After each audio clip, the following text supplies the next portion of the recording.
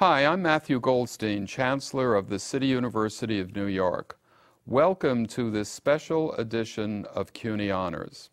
Faculty and students are the prime components of a great university.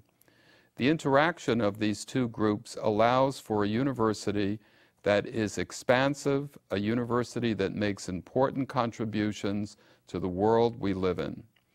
One of the things that makes this university so great in my mind is that of our very distinguished faculty working with our talented students in many important ways.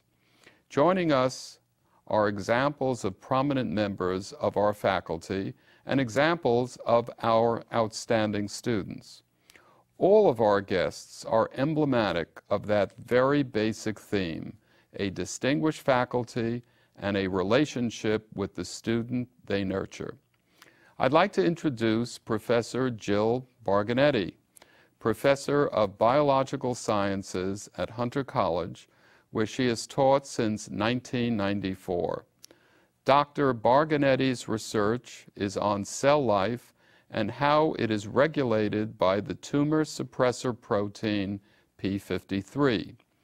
Educated in New York's public schools, Hunter College Elementary School, the Bronx High School of Science, and SUNY Purchase, she earned her master's and doctorate in molecular biology from New York University.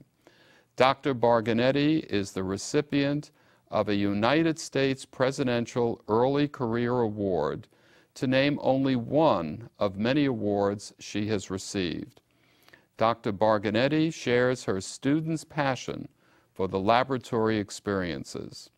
Seated next to Dr. Barganetti is Latoya Campbell, who, as a Hunter College student, sought out lab classes beyond the requirements. Latoya's experiments in Dr. Barganetti's lab involve growing cancer cells in tissue culture and putting recombinant DNA molecules in the cells to examine differences in the way cellular processes are regulated. Ms. Campbell will graduate in June and has accepted an offer from the University of Pennsylvania for graduate work. And lastly, Professor Paul Moses, Professor of English and Print Journalism at Brooklyn College. He came to CUNY in 2001 after a 23-year career in daily journalism. His distinguished career includes service as city editor of the Newsday City Edition, City Hall bureau chief, Brooklyn editor, senior religion writer, and Manhattan Federal Court reporter. He was lead writer of a New York Newsday team whose reporting won a Pulitzer Prize. He is an author, reporter, and freelance writer whose work has appeared in many important publications. And he received his BA from Brooklyn College and his MFA in English from the University of Massachusetts. Professor Moses teaches both beginning and advanced journalism courses and a seminar in the CUNY Honors College. Welcome to you all. Professor Moses, why don't we start with you? Okay. Your wonderful student, Jago Armstrong, unfortunately, right before taping, was called for an important job commitment that he had. Could you tell us a little about Jago and your relationship with him and what our viewers would like to know about him? Sure. Well, first of all, Jago was born in St. Kitts in the Caribbean, and he is a journalism major at Brooklyn College. He's done internships in political science in the legislature, and he's also doing an internship right now at the New York Knicks Public Relations Department. I guess where I really worked closely with him was when he became editor of our campus newspaper, and I'm the faculty advisor. So he was in a lot of my classes, so I knew him pretty well that way. But when you work together on a newspaper, you really get to know somebody. You deal with the week-by-week struggles that students have in putting out the paper, and you do develop a good relationship. So I was happy to be in an advertisement for CUNY with him because it's true. We do really work very closely together. Tell me, you had a brilliant career, as I mentioned in the introduction. You've won a Pulitzer Prize. You've had administrative duties at major newspapers. You were a very frequently cited reporter, writer. What led you to come to a university to teach your craft, and what are how has that expanded you as a professional in the field?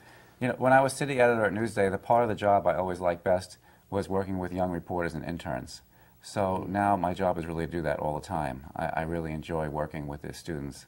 And I had always wanted to teach in college, so there came a time when there was an opening at Brooklyn College. A professor who had taught me long ago was retiring from Brooklyn College, so I applied at that point to teach. And you know, I've learned a lot about journalism through teaching it. It makes you rethink a lot of what you practice day to day, so you get a certain distance from it, and I think it probably has helped me to grow as a journalist, to have left the daily journalism and now, you know, gone into this role as a teacher.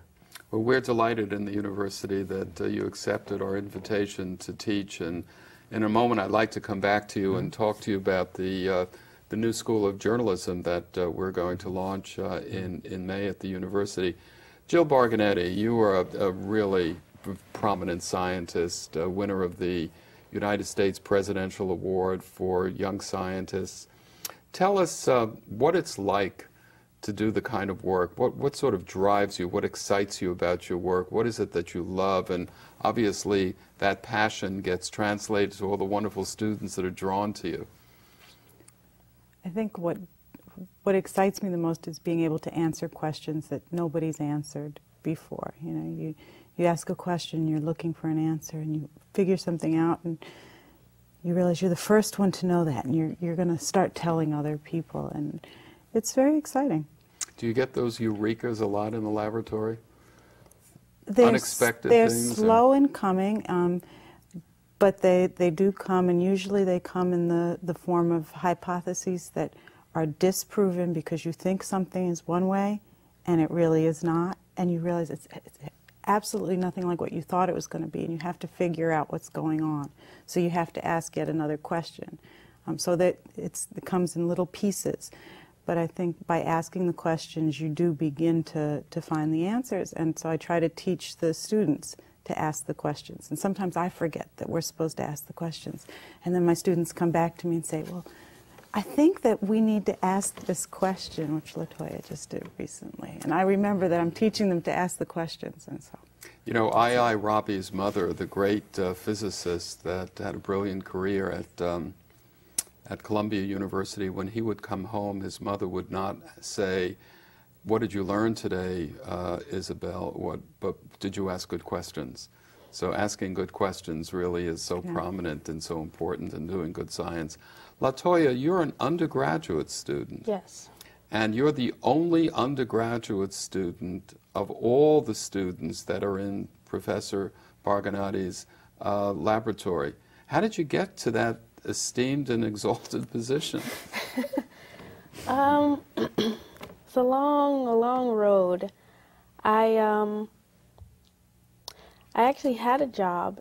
I was a laboratory assistant in another lab, which is just basically cleaning glassware and stuff. And I met some postdocs there, and I was talking to them, and I was like, you know, I really want to do some science, but, you know, nobody's really trying to listen to me, you know. So, you know, one of the postdocs kind of knew Jill. Her name was Christine Kane. She knew Jill. And she said, well, Jill has a lab, but, you know, Jill, she's tough, you know. She's going to want you to be on it and ask a lot of questions and, you know, really know what you're doing. She's not going to accept you just kind of coming in and loafing around, as, you know. And so I said, okay, I can do it. And so I kind of gave up my job, and I asked Jill, I said, can I work in your lab? And she was like, well, you know, okay. And I and I said, all right. But I had to go. I had an internship during the summer at the University of Pennsylvania. So I just kind of, as soon as that was over, I came back and I started working in Jill's lab and classes, and it was very intense at the beginning, but, you know, it's definitely been a great experience. Definitely. You know, the 18th and 19th centuries were centuries of great development in mathematics and some of the natural sciences, and certainly the 20th century, if it would be known for one area in the sciences of enormous transformation, it was certainly physics. But the 21st century, I think most people would agree, is going to be the century for the great leaps in biology. And you, as a young person starting out, and you're graduating in June, and you're going to go on to the University of Pennsylvania in molecular biology. Is that what you Yes. intend to do? You're really starting on a journey at a time when there are just such enormous changes in the biological sciences. And that must be just very exciting for you to see these very rapid changes and just the technology that you have available for you to do your work. Just think, Yeah, it is. 20, 30 years ago, some of that stuff didn't exist, I'm sure. Last year, some of it didn't exist. Is it getting too expensive in some ways for researchers like yourself to be on the cutting edge because all of the techniques are changing so rapidly and you have to have the funds to support this? Is this a problem for you? And It makes it difficult, but we keep up pretty well. You know, the equipment does get worn out pretty rapidly, and sometimes it gets dated. So you do need to purchase new pieces of equipment, and the reagents are quite costly. But if you think carefully about the experiments and you try not to do too many of the very, very expensive ones, you can sort of work your way through. There are some things which are incredibly expensive, and I did some of those when I was on sabbatical. oh, did you? At other institutions Yes. that had more funds.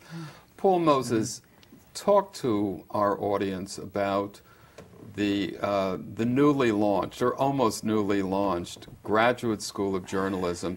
You were very much a part of the planning committee, along with other very distinguished members of our faculty.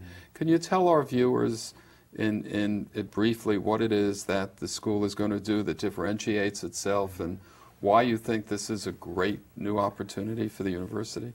It's such a natural idea for CUNY because we're in New York, we're here to serve the city, and the media is just one of the major industries here. There are so many opportunities for a student journalist in New York that aren't available elsewhere, and journalism programs in other parts of the country have a hard time even getting sometimes students excited because there's nothing like New York for them to cover. So right away, it's a natural.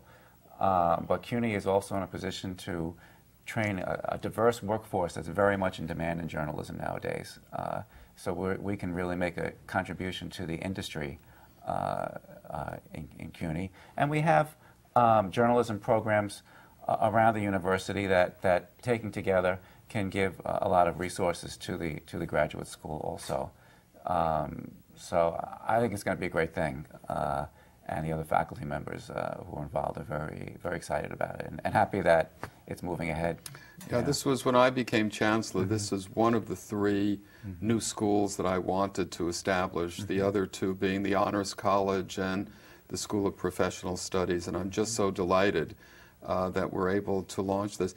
If you were to step back a few years and look at schools of journalism and how they would train their students. Now, you didn't go to journalism school, no. and I think most of the great journalists did not go to journalism school.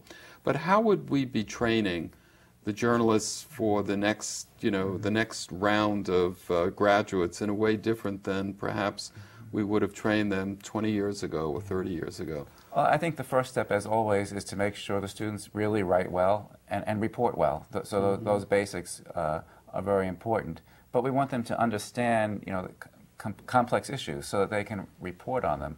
So that means having some additional expertise in a field. We want them to understand the city and how it works, who's powerful, who's not, why things happen the way they do.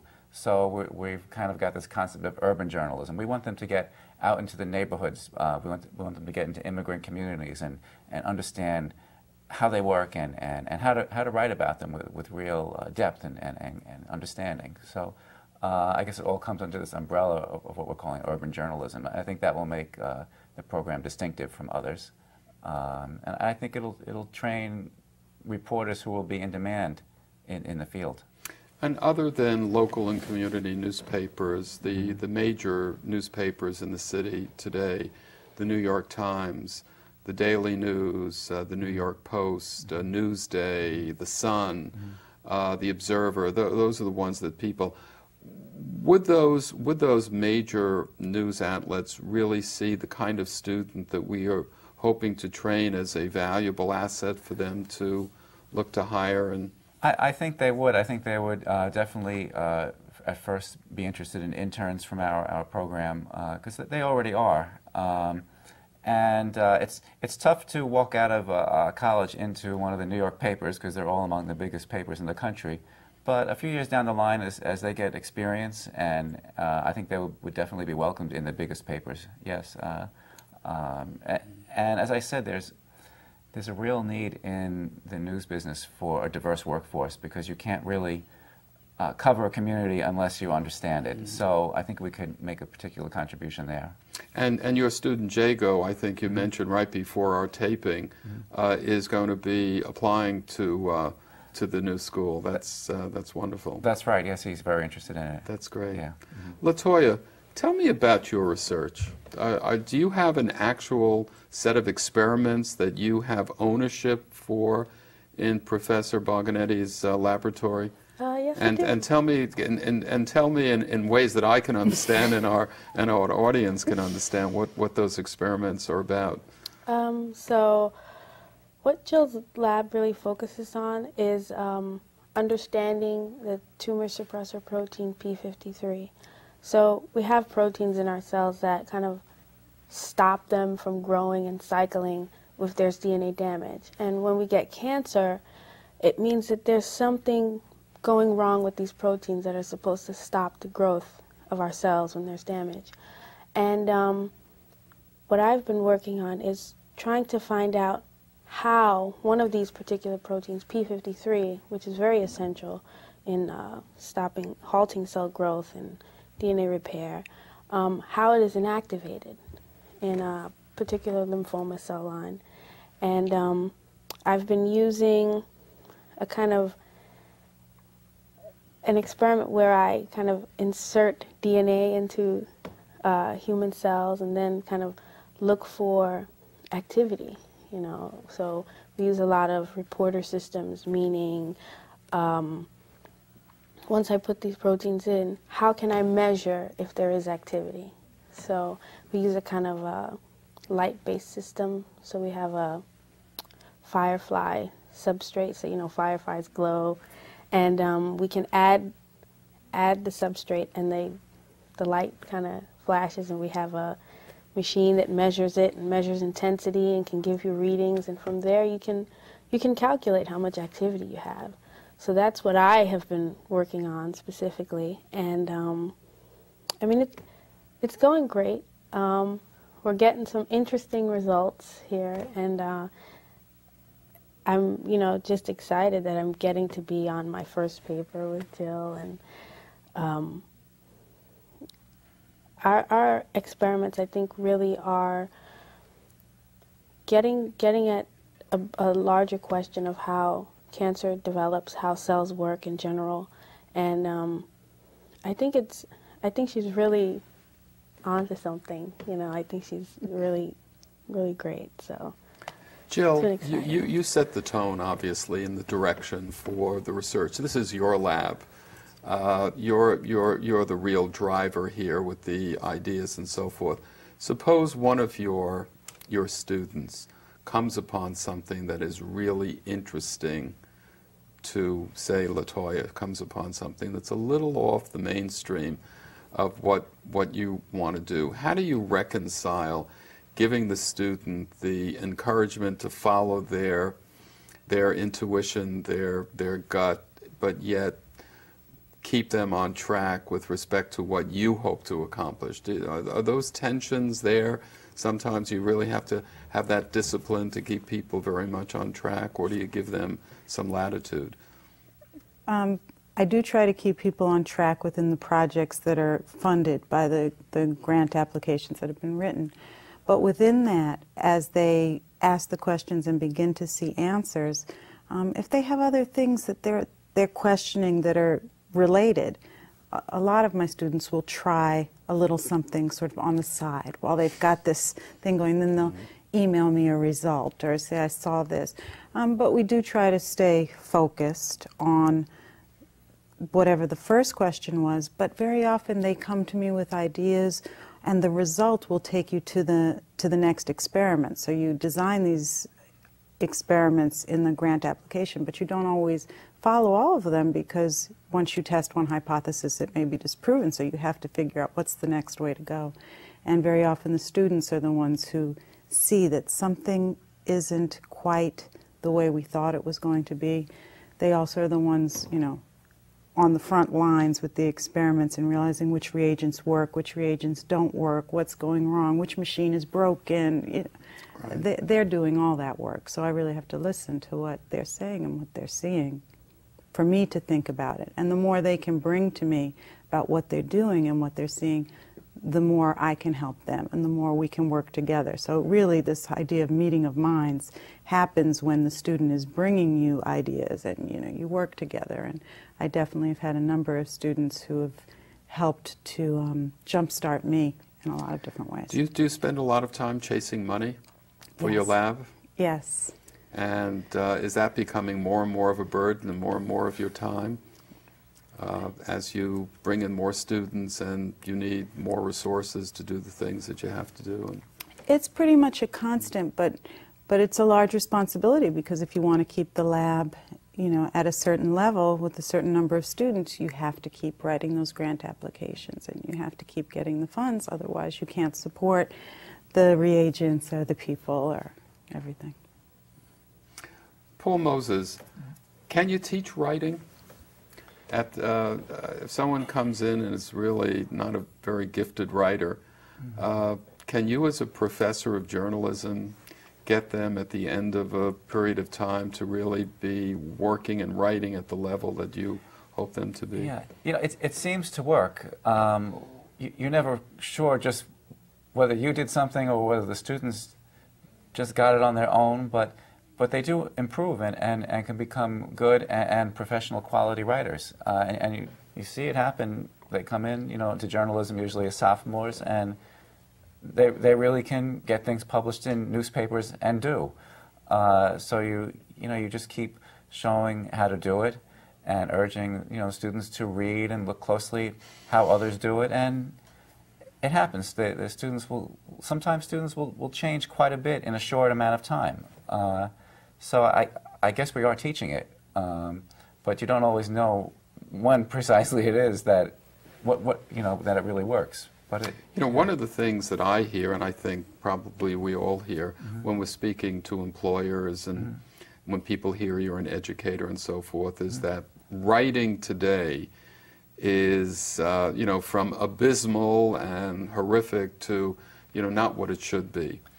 And I've always believed, and I'd be interested in your view on this, that clear thinking is first essential to good writing. If your thinking is muddled, I would imagine it's very hard to write with some clarity. And yet generations now of young people are not reading as much as perhaps we did as youngsters. They're getting their information more visually, either from computers or television sets. Do you see that as a problem with the students that you're getting now at Brooklyn College? And how you deal with that? Yeah. No, that's why we really emphasize the importance of reading constantly. And also, we try to show the students what they're reading, how the writers are doing it. But yeah, clear thinking is the starting point. And if a student is not really sure how to put a story together or where it's going, I did this as an editor too with reporters. You just ask, well, what's this story about? And a lot of times that helps the story to come together, and then the student, or in the case a reporter, often will get it, and it starts to work. So the thinking process is very important part of it. And what you said also about writing, I think it's even a problem in the news media today, that the standard of writing, I think, needs to be improved. If you talk to copy editors, even at the best newspapers, they will tell you the same thing, that there are problems. And so going back to the School of Journalism, I feel it's important that the students who graduate from that school really be good writers. I think it's kind of a starting point. Jill Barganetti, I'd be interested in your view on this too. You've written a lot of research papers. You see the writing of your students and writing up their results of experiments. How do you deal with the discipline of writing as a research scientist? Is this a, quote, problem for you, something that you yourself need to work with your students on, and how do you deal with that?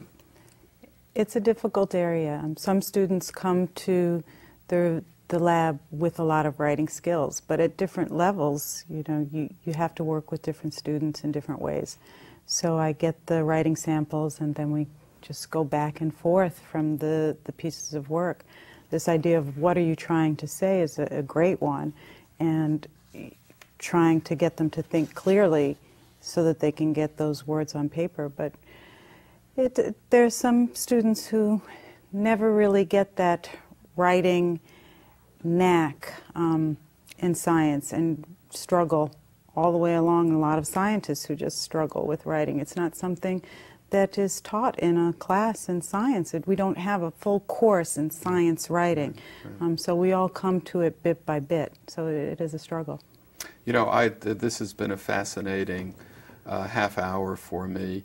Thank you, Jill Barganetti. Thank you, Latoya Campbell. Thank you, Professor Paul Moses, for a wonderful opportunity to spend some time. Latoya, we wish you the very best at the University of Pennsylvania and look forward to, when you finish your graduate work, coming back to City University and starting your professorial career. Thank you all. Thank you, our viewers. We're so pleased that you joined us for another edition of CUNY Honors and Meeting of the Minds. It's great. Thank you.